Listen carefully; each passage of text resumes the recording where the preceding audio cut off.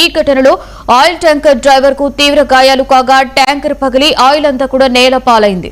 దీంతో స్థానికంగా భారీగా ట్రాఫిక్ జామ్ ఏర్పడింది. సమాచారం అందుకున్న పోలీసులు ఘటనా స్థలానికి చేరుకుని ట్రాఫిక్ ని నియంత్రించారు.